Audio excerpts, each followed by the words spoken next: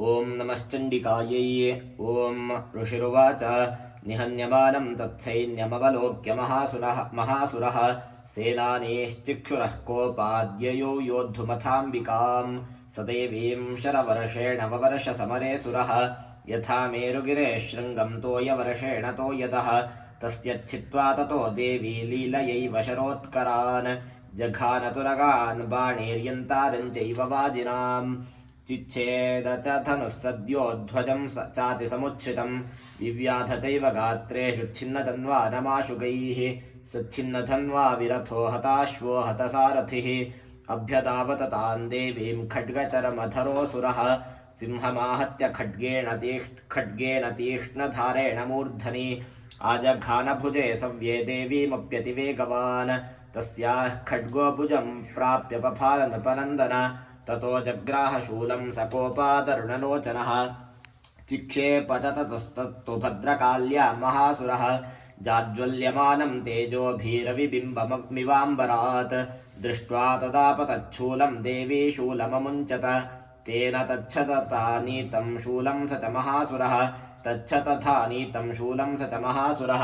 हते तस्मिन् महावीर्ये महिषस्य च मूपतौ आजगामगजारूढश्चामरस्त्रिदशार्दनः सोऽपि शक्तिं ममोचाथ देव्यास्तामम्बिकाद्रुतं हुङ्काराभिहतां भूमौ पातयामास निष्प्रभां भद्रां शक्तिं निपतितां दृष्ट्वा क्रोधसमन्वितः चिक्षेप च चामरशूलं बाणैस्तदपि साच्छिनत् ततः सिंहस्तमुत्पत्य गजकुम्भान्तरे स्थितः बाहुयुद्धेन युयुधे तेनोश्चैस्त्रिदशारिणा युध्यमानौ ततस्तौ तस्मान्नागान्महीङ्गतौ युयुधातेति संरब्धौ प्रहारैरतिदारुणैः ततो वेगात् खमुत्पत्य निपत्य च मृगारिणा करप्रहारेण शिरश्चामरस्य पृथक्कृतम् उदग्रश्चरणे देव्या शिलावृक्षादिभिर्हतः दन्तमुष्टितलैश्चैव करालश्च निपातितः देवी क्रुद्धा गदापातैश्चूर्णयामास चोद्धतं बाष्कलं भिन्दिपालेन बाणैस्ताम्रं तथान्धकम् उग्रास्यमुग्रवीर्यं च तथैव च महाहनुं त्रिनेत्रं च त्रिशूलेन जघान परमेश्वरी बिडालस्यासिना कायात् पातयामास वै शिरः दुर्धरं दुर्मुखं चोभौ शरैर्निन्येयमक्षयम् एवं संक्षीयमाणे तु स्वसैन्ये महिषासुरः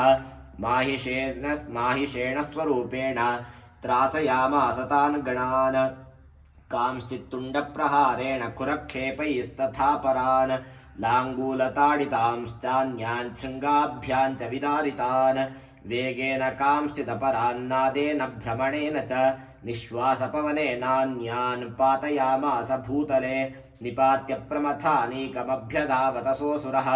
सिंहं हन्तुं महादेव्याः कोपं चक्रे ततोऽम्बिका सोऽपि कोपान् महावीर्यः कुरक्षुण्णमहीतलः शृङ्गाभ्यां पर्वतानुच्चां चिक्षेप च ननाद च वेगभ्रमणविक्षुण्णा महीतस्य व्यशीर्यत लाङ्गूलेनाहतश्चाब्धिः प्लावयामास सर्वतः धुतशृङ्गविभिन्नाश्च खण्डं खण्डं ययुर्घनाः श्वासानिलास्ताः शतशो निपेतुर्नभसोचलाः इति क्रोधसमाध्मातमापतन्तं महासुरं दृष्ट्वा सा चण्डिका कोपं तद्वधाय तदाकरोत् सा क्षिप्त्वा तस्य वैपाशं तम्बबन्ध महासुरं तत्याजमाहिषं रूपं सोऽपि बद्धो महामृधे ततः सिंहो भवत्सद्यो यावत् तस्याम्बिकाशिरः छिनत्ति तावत् पुरुषः खड्गपाणिरदृश्यत तत एवाशु पुरुषं देवी चिच्छेदसायकैः तं खड्गचर्मणा सार्धं ततः सोऽभून् महागजः करेण च महासिंहं तं च कर्ष जगर्ज च कर्षतस्तु करं देवी खड्गेन निरकृन्तत ततो महासुरो भूयो माहिषं वपुरा स्थितः तथैव क्षोभयामास त्रैलोक्यं सचराचरं ततः क्रुद्धा जगन्माता चण्डिकापानमुत्तमम् पपौ पुनः पुनश्चैव जहासारुणलोचना ननर्दचासुरस्सोऽपि बलवीर्यमदोद्धतः